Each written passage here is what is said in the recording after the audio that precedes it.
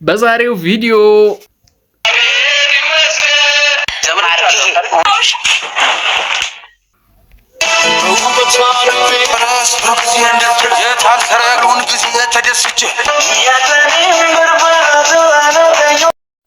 ኮሜዲያን ፍልፍሉ ወደ ስራው ተመልሷል። በጣም ደስ የሚል ነገር ነው።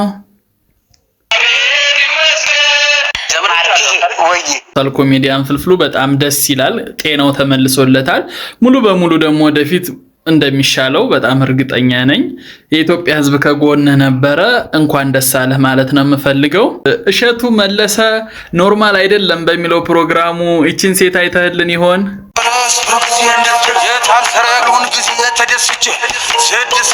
እሸቱ መለሰ ኖርማል አይደለም በሚለው ፕሮግራምህ እንደዚህ አይነት ሰዎችንም ብታቀርብልን ጥሩ ነው። ሶሻል ሚዲያ ላይ ምንድነው የሚተላለፈው? ለቀጣዩ ትውልድ ምን መተላለፍ አለበት? ከኛ ምን ይማሩ የሚለውን እንግዲህ አንዳንድ ሶሻል ሚዲያን ያላግባብ የሚጠቀሙ ሰዎችንም ኖርማል አይደለም በሚለው ፕሮግራምህ አደብ ታስገዛልን ጥሩ ነው። ሶሻል ሚዲያ ላይ ባልና ሚስቶች ናቸው መነጋገሪያ ሆነዋል፣ ግን ፍጹም ተቀባይነት የሌለው ተግባር ነው እያደረጉ ያሉት። ባለ ትዳሮች ኦር ደግሞ ወደ ትዳር የሚገቡ ሰዎች ከነኚህ ሰዎች ምን ይማሩ? ተመልከቱ። አሁን ከዚህ ምንድነው የምንማረው? አሁን ከዚህ ምንድነው የምንማረው? ምንም።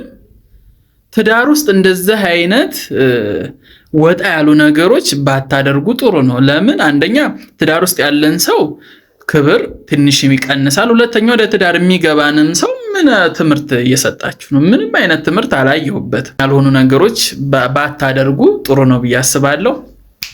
ቴዲ አፍሮ ከአምለሰት ሙጬ ጋራ ቆንጆ ጊዜ እያሳለፉ ነው።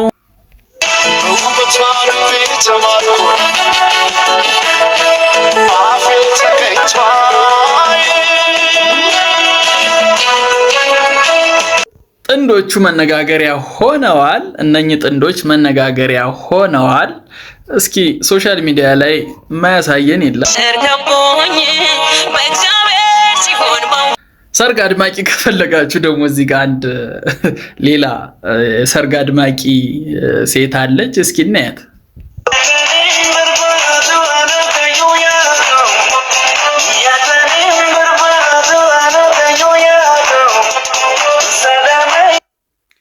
እንደተለመደው ቻናሌን ሰብስክራይብ ማድረግ እንዳይረሳ። አዳዲስ ኢንፎርሜሽኖችን ይዤ ቀርባለሁ።